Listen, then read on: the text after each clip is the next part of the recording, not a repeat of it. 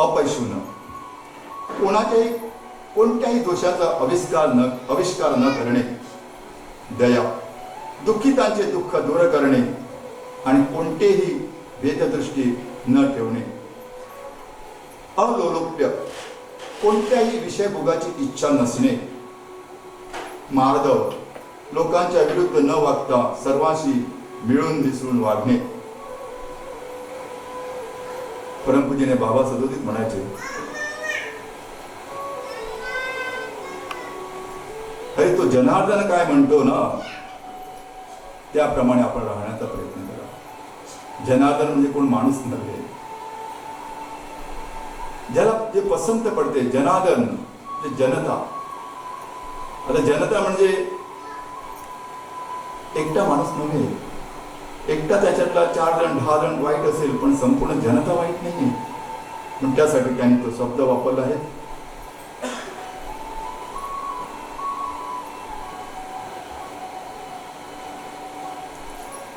अत्यंत महत्वाचा तत्व वापरलं री. आपण सुद्धा कधी म्हणतो ना ती री आपण ओढू नका किंवा ओढा. तर रीचा त्याने अर्थ सांगितलेला आहे. पुन्हा पुन्हा जन्म मरणाच्या चक्रात फिरण्याची लाज वाटणे, याला री म्हटलेलं आहे. आपण या जन्म मरणाच्या चक्रामध्ये जो फिरत आहे ना याची लाज आपल्याला वाटली पाहिजे. आणि ही लाज जर आपल्याला आत्ता वाटली या मनुष्य आकारामध्ये आल्यानंतर तर त्याचा चांगल्या प्रकारे सदुपयोग होऊ शकतो. अन्य देहामध्ये वाटून काही उपयोग नाही, हाच वाटून घ्या, ही लाज वाटली पाहिजे. म्हणून त्याने रीश हे तत्व वापरलेलं आहे. अचापल्य, मनाला व प्राणाला जिंकून देह इंद्रियांना स्थैर्य प्राप्त करून देणे. तेज, परमेश्वर प्राप्तीसाठी कोणत्याही प्रतिबंधाला न जुमानणे. कुठल्याही कुणाचं प्रलोभन येऊ द्या नाही, मी परमेश्वराची सेवा करतोय, हे कुणाला वाईट वाटेल कुणाला बरं वाटेल मला त्याची पर्वा नाहीये. कारण ज्यांच्याजवळ जे गुण आहे त्याप्रमाणे ते घेणार. ज्यांच्याजवळ रजोगुण आहे तो त्याप्रमाणे ते घेणार, तमोगुण आहे तो त्याप्रमाणे घेणार, सत्वगुणी आहे तो त्याप्रमाणे घेणार. मग रजोगुणी आणि तमोगुणी काय म्हणतात त्याप्रमाणे आम्ही वागण्याचा जर प्रयत्न केला मग हे इथे घेऊन बसण्याचं कारण काय. मग त्यांना आम्ही वर उचलले पाहिजे, त्यांची समजूत घातली पाहिजे. तुम्हाला वाटतं तसं नाही आहे. ते कानाला गोड वाटलंच म्हणजे सर्व मनाला गोड वाटतं असं नाही, अंतस्करणाला गोड वाटतं असं नाही. कारण कानाला जी सवय झाली ते त्याला गोड वाटणार. मग कानाला कुठली गोडी लावली पाहिजे तर सत्वगुणाची गोडी लावली पाहिजे. सत्यत्व काय हे ते कानामध्ये गेलं पाहिजे, तेव्हा त्याला ते गोड लागेल. आणि सत्यत्व ज्याला माहीत नाही त्याला त्या कानाला कधीही गोड वाटणार नाही, किती तो मग श्रोता वर्गामध्ये बसू द्या. अशा प्रकारे सांगितलेलं आहे. त्यानंतर क्षमा, दुसऱ्याने केलेला अपराध सहन करणे व त्याबद्दल अभिमान नसणे. सहन केल्यानंतर अभिमान सुद्धा असता कामा नये. धैर्य, त्रिविध दुःख सहन करण्याची मानसिक बल असणे. ज्ञान ध्यान संपादन करण्याचे कष्ट सहन करणे. शौर्य, शास्त्रशुद्ध आचार करणे. शास्त्रशुद्ध, कारण आम्ही माणूस आहोत, आम्हाला एक शास्त्र दिलेलं आहे, त्या शास्त्रशुद्धीप्रमाणे आम्ही आमचं आचरण ठेवलं पाहिजे. अंतःकरणात आत्मविवेक जागृती असणे, कारण आपल्या ठिकाणी आत्मा आहे, मी स्वयं शरीर नसून मी आत्मा आहे याची जागृती नित्य मला असली पाहिजे. तेव्हाच मी अशाप्रमाणे वागू शकतो किंवा वागेल. अद्रोह, आपल्या स्वार्थासाठी दुसऱ्याचा घात न करणे. अमानित्व, सविसावं तत्व, लोकांनी दिलेल्या मानाविषयी संकोच पावणे. लोकांनी मान दिला म्हणून हुरहुरून जाऊ नका, संकोच बाळगा त्याबद्दल. नाही, मी त्याला अधिकारी नाही, आम्ही त्याचे अधिकारी नाही. अधिकारी कोणतरी वेगळे, आम्ही निमित्त मात्र आहोत म्हणून इथे बसलेलो आहोत, बस एवढंच. अधिकारी ते आहे, सद्गुरू अधिकारी आहे. म्हणून त्यासाठी संकोच असला पाहिजे. जीवनामध्ये अन्य गोष्टीमध्ये आम्ही संकोच सांभाळतो, तो संकोच सोडून द्या आणि व्यापक बना, तरच जीवनामध्ये सुखी होईल. पण अशा गोष्टीसाठी संकोच बाळगा हे सांगितलं आहे. अशाप्रमाणे या 26 गुणांनी जीवनमुक्ती लाभते. आणि त्याने दुर्गुण पण सांगितलेले, 6 दुर्गुण सांगितलेले आहेत ज्याच्या बंधनात आपण कधीही पडू नका. ते कुठले आहेत? दंभ, आपण केलेला धर्म जगामध्ये कीर्ती करता जाहीर करणे. म्हणजे माझा धर्म तेवढा सर्वश्रेष्ठ आहे. म्हणजे हिंदू धर्म, ख्रिश्चन धर्म, मुस्लिम धर्म हे धर्म नव्हे आहे, ह्याला धर्म म्हणत नाहीये. आम्ही सर्व एक आहोत. आम्ही सर्व एक आहोत हे ध्यानामध्ये ठेवा. मनुष्य सर्व एक आहोत. पण आम्ही आमच्या स्वभावानुसार केलेले जे धर्म आहे ते धर्म, त्या धर्मातून आमचं नुकसान होतं आमच्या स्वभावानुसार. हा धर्म नष्ट करा. आणि नष्ट करा म्हणजे आपल्या धर्माप्रमाणे त्या आपल्या परिसरामध्ये, त्या गावामध्ये किंवा त्या देशामध्ये कीर्ती पसरवण्याचा प्रयत्न करू नका, जेणेकरून सर्वांचीच हानी होईल. कारण मी जो विचार केलेला आहे त्यालाच मी धर्म जर समजतो चुकीचा विचार करून, तर तो माझ्या स्वतःच्या अधिपत्याखाली हे सर्व क्षेत्र असल्या कारणास्तव मी जर त्याचा प्रचार आणि प्रसार करण्याचा प्रयत्न केला तर ते चुकीचं आहे. ते करू नका. दर्प, विद्या व संपत्तीने मस्त होणे आणि दुसऱ्यास वाकडे लावणे, बोट दुसऱ्याला दाखवणं, हे बरोबर नाहीये. अभिमान, वेद, ईश्वरनिष्ठा याला न म्हणता आपणच सर्वत्र मिरवणे. मगाशी सांगितल्याप्रमाणे आपण सर्वश्रेष्ठ आहे. वेद, ईश्वरनिष्ठा याला न म्हणता स्वतः स्वयंश्रेष्ठ आहे असं न करणं. क्रोध, आपल्या मनासारखे घडले नाही तर रागवणे, हे करू नये. पारुष्य, प्रत्येक क्रिया दुसऱ्याचा घात होईल याप्रमाणे करणे, दुसऱ्याला कसा त्रास होईल अशाप्रमाणे क्रिया करणं, हे न करणं. आणि शेवटी अज्ञान, 6वा गुण, कर्तव्य अकर्तव्य, शुद्ध अशुद्ध, नित्य अनित्य हा विवेक नसणे. तर अशा प्रकारे सर्व आसुरी संपत्ती जी आहे ती काम, क्रोध, लोभामध्ये समावलेले आहेत. हे 3 जे षडरिपू जे आहेत त्या षडरिपूपैकी ह्या 3 रिपू अत्यंत घातक आहेत. काम, क्रोध, लोभ, मदमत्सर, अहंकार हे षडरिपू आहेत. त्यापैकी काम, क्रोध आणि लोभ हे अत्यंत घातक आहेत. आपल्या शरीरामध्ये सुद्धा कफ, वात आणि पित्त आहे. कफापासून लोभ निर्माण होतो, कामापासून क्रोध निर्माण होतो आणि पित्तापासून काम, क्रोध आणि काय म्हटले, लोभ. काम, पित्तापासून क्रोध, कफापासून काम निर्माण होतो आणि कफापासून लोभ निर्माण होतो आणि कफ, वातापासून काम निर्माण होतो. वातापासून काम, पित्तापासून क्रोध आणि आपल्या हे जे आहे कफापासून लोभ निर्माण होतो. तर अशा प्रमाणे हे त्रिविध या शरीराला चालवण्यासाठी आपल्यामध्ये जे रस आहेत तर यांच्यावर सुद्धा नियंत्रण आलं पाहिजे, जेणेकरून आपल्या काम, क्रोध आणि लोभावर नियंत्रण येऊ शकतं. तर ही 3 रिपू आहेत ही नरकाची प्रमुख द्वारे म्हटलेली आहेत. म्हणून त्यासाठी जीवनमुक्त अवस्था प्राप्त करण्यासाठी सद्गुण वाढविणे, सात्विकतेच्या पलीकडे जाणे व यज्ञ, ज्ञान, तप ही कर्मे करत राहणे हे मानवाचे परम आणि आद्य कर्तव्य आहे. मुक्ती ही मृत्यूनंतर प्राप्त होणारी स्थिती नसून जिवंतपणे अनुभवण्याची ती स्थिती आहे. कारण मुक्ती ही जिवंतपणे आपल्याला अनुभवावी लागते. म्हणून त्यासाठी ज्ञानेश्वरांनी अशा प्रकारे 26 तत्व सांगितलेले आहे. आणि हे 6 जेणेकरून मनुष्याचा घात होतो, मनुष्य प्राणाला हानी पोचते आणि समाजाला सुद्धा हानी पोचू शकते, अशा प्रकारे सांगितलेलं आहे. तर ह्याप्रमाणे आपण जर या ठिकाणी आलेलो आहोत तर याच्यातून सूत्र काय घेऊन जायचं असेल तर अशा प्रकारचं हे ज्ञान आम्हाला घेऊन जायचं आहे. आणि जीवनामध्ये आम्हाला आमचं जीवन जे आहे वृद्धिंगत करायचं आहे, आमच्या जीवनाचा उद्धार करायचा आहे, ते विकसित करायचं आहे. आपला आत्म्याचा विकास करायचा आहे आम्हाला. आमचं अंतर्मन जे आहे ते विकसित करायला पाहिजे. पण त्यासाठी हे ज्ञान घेणं गरजेचं आहे. तर आम्ही आता मुख्य प्रभावाकडे वळत असताना आम्ही थोडंसं ईश्वराचं भजन करूया. कारण या नादामध्ये तो रमलेला आहे आणि हा नाद सर्वांना आवडतो. पण त्यासाठी मुरली मनोहरा गोपाळा आनंद नंदन गोपाळा.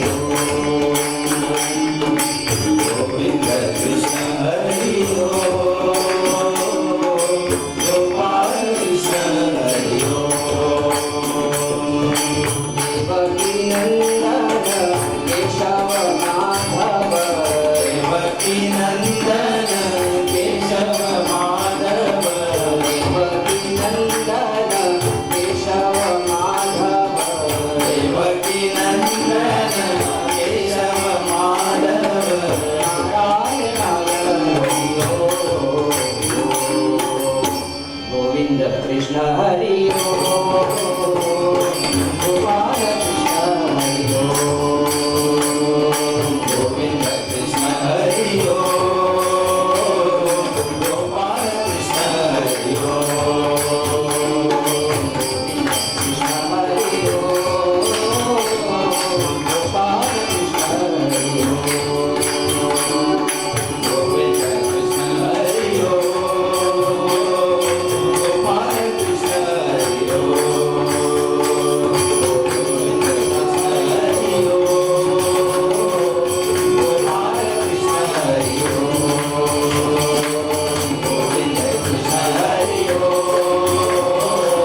गोपाल कृष्ण हरि गोविंद कृष्ण हरि गोपाल कृष्ण हरि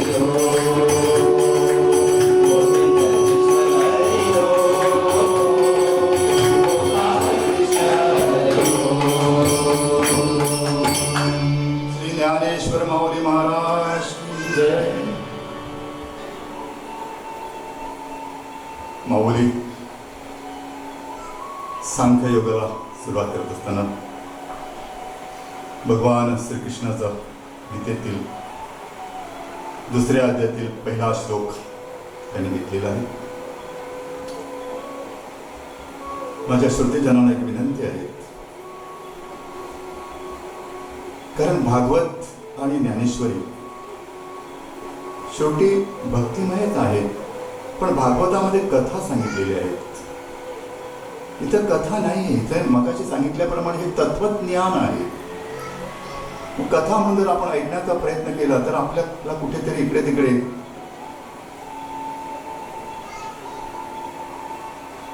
मिळवणं मिसळणं होणार नाही.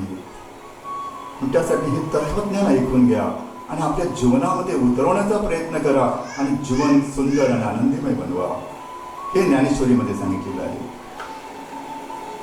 तर पहिला जो श्लोक आहे, संजय उवाच तम यथा कृपयाविष्टम श्रुपूर्णा कुलेक्षणं विशिददन्तमिदं वाक्यमुवाच मधुसूदनं तथा कृपया अविष्टम अश्रुपूर्णा कुलेक्षणं विशिदन्त मधुसूदनं इदं वाक्यम वाच. संजय म्हणतात, ह्याप्रमाणे करुणेने व्याप्त झालेल्या दुःखाश्रूने डोळे भरून आलेल्या त्या विषादयुक्त अर्जुनाला मधुसूदन श्रीकृष्ण असे बोलले. जो कालचा आपला विषय समाप्त झाला होता विषाद योगातील, तो विषय जे प्रत्यक्ष पार्थ अर्जुन रथातून खाली उतरलेले आहेत, गांडीव धनुष्य रथामध्ये ठेवलेला आहे आणि खाली उतरून पाठीमागचं जे चाक आहे तिथे बसलेले आहेत आणि शोक करीत आहेत आणि भगवंताला सांगतात की मला आता हे युद्ध करायचं नाही. माझे हे सर्व जे समोर असलेले माझे सोयरे आजोबा किंवा पितामह जे जे कोण आहेत त्यांच्याशी मला वैर आपलं युद्ध करून मला हे राज्य मिळवायचं नाही आहे. अशा प्रमाणे शोकग्रस्त झालेला अर्जुन तिथे बसलेला आहे. आता भगवंतावर प्रसंग आलेला आहे की त्याला कुठल्या शब्दाने कुठल्या प्रकारे त्याला समजावू, पण त्यासाठी भगवंताला हा सांख्य योग सांगावा लागला. इथून आता सुरुवात होते आहे. म्हणून त्यासाठी जे काय युद्धभूमीवर घडलं हे संजय आता त्या आंधळ्याला धृतराष्ट्राला सांगत आहेत. म्हणून ते काय म्हणतात, संजय याप्रमाणे करुणेने व्याप्त झालेल्या दुःखाश्रूने डोळे भरून आलेल्या त्या विषादयुक्त अर्जुनाला मधुसूदन श्रीकृष्ण असे बोलले. तर ज्ञानेश्वरी म्हटल्यानंतर आपल्याला काही ओव्या घ्याव्या लागल्या. नुसतं त्याचं स्पष्टीकरण करत गेले तर ज्ञानेश्वरीचं महत्व आपण घालवल्यासारखं होईल. काही ओव्या आपण घेऊ आणि स्पष्टीकरण करत जाऊ. काही चुकलं असेल तर आपण मला क्षमा करावी म्हणून श्रोतेगणांना मी परत एकदा विनम्र प्रार्थना करतो, विनंती करतो.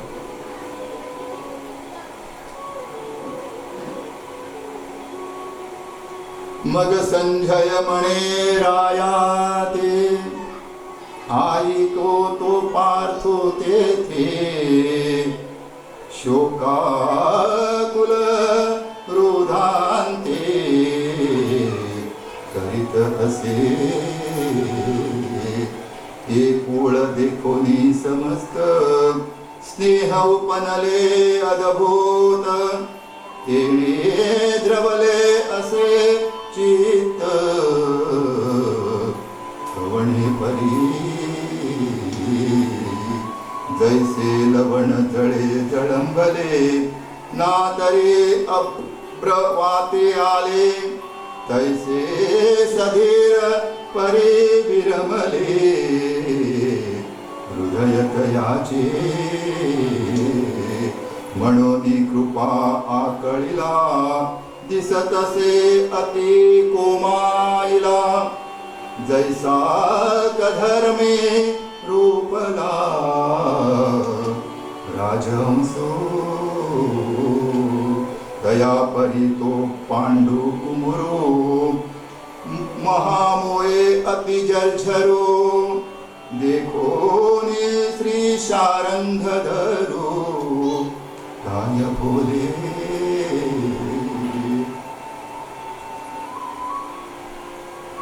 मग संजय धृतराष्ट्रास म्हणाला, ऐका,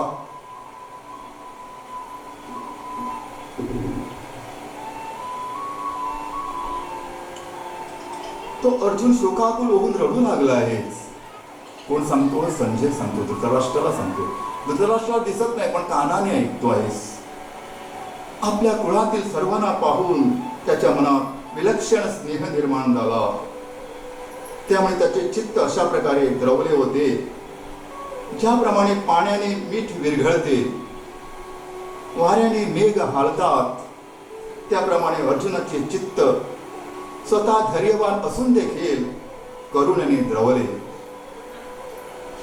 ज्याप्रमाणे चिखलात रुटलेला राजहंस अगतिक झालेला असतो, त्याप्रमाणे अर्जुन हा करुणेने दुःखी झाल्यामुळे अगदी कोमजून गेला होता.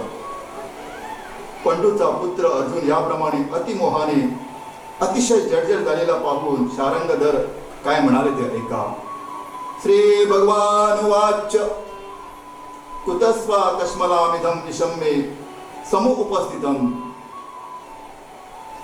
अनार्जयत दुष्टम स्वर्गस्य म कीर्तिकरम अर्जुनम. अर्जुनम अनार्य दुष्टम अस्वर्गम अकीर्तिकरम इदम कश्मल विस्मे त्वाकुंतम समुपस्थितम. भगवान श्रीकृष्ण म्हणाले, हे अर्जुना, श्रेष्ठ लोकांना अमान्य असणारा, स्वर्ग प्राप्तीच्या आड येणारा आणि इह लोकाची कीर्ती नाहीशी करणारा हा मोह युद्धाच्या वेळी तुला कुठून आला? भगवंताला प्रश्न पडला. सर्व काही सिद्ध झालेले याच्यापूर्वी आणि तयारी होऊन सर्व युद्धास कुरुक्षेत्रावर आलेले आहेत आणि आत्ताच या वेळेला तुला हा मोह कसा झाला? म्हणून पुढच्या काही ओव्या घेत नाही, आपण स्पष्टीकरणामध्ये जाऊया. कारण वेळेचं आपल्याला भान ठेवावं लागतं. अर्जुनाची शोक अवस्था पाहून भगवान श्रीकृष्ण अर्जुनाची समजूत काढतात. काही संदर्भ देऊन त्यांना समजवण्याचा प्रयत्न करतात. जीवनातील काही संदर्भ देण्याचा त्यांना प्रयत्न करतात. ते म्हणतात, हे अर्जुना, या ठिकाणी असे करणे योग्य आहे का? तू कोण आहेस आणि काय करीत आहेस याचा थोडासा प्रारंभी विचार कर. हे अर्जुना, या प्रसंगी तुला काय झाले आहे? कोणता कमीपणा आला आहे तुझ्यामध्ये आणि तुझं हे जे कर्तव्य आहे ते मध्येच का थांबवले? अर्जुनाला विचारतो आहेस भगवान श्रीकृष्ण. आणि एवढा खेद करण्याचं कारण तरी काय आहे? म्हणून संदर्भ ते देतात. ज्याप्रमाणे अंधाराने सूर्याला कधी गिळले आहे काय, तसेच वारा मेघाला कधी घ्याला आहे का? जे मेघ गर्जना करतात त्याला वारा कधी भीतो का? अमृताला कधी मरण आले आहे का? अग्नीच्या लाकडाने कधी अग्नीला गिळून टाकलं आहे का? जे काष्ट आपण अग्नीमध्ये घालतो ती काष्ट अग्नीला गिळतात का? अशा प्रकारे तो त्यांना प्रश्न विचारतो. बेडूक कधी मोठ्या नागाला कधी गिळेल काय? असे संदर्भ देऊन त्याला समजावण्याचा प्रयत्न करतात. अर्जुना, या प्रसंगी तू जर चित्तामध्ये मोह ठेवलास तर तुझी असणारी प्रतिष्ठा नाहीशी होईल आणि इहलोकासह परलोकही तुला अंतरेल. कारण तू हे जे काही कमावलेलं आहे ते काही सोपं नाही आहे. कारण तू पार्थ आहेस आणि एवढं नसून माझ्या 9व्या भक्तीपैकी जी 8वी भक्ती आहे सखा, ही सख्य भक्ती तुला प्राप्त झालेली आहे. एवढा तू प्रतिष्ठित आहे, एवढा तू धैर्यवान आहे आणि तरी तुझ्या मनामध्ये हे विचार का यावेत? श्री अर्जुन म्हणतात, आता अर्जुन सांगतात, हे युद्ध जरी आम्ही केले तरी मातोश्री पिताश्री त्यांची सेवा करून त्यांना सर्व प्रकारे आम्ही संतुष्ट करावे आणि मग आपल्या हाताने त्यांचा वध करावा का?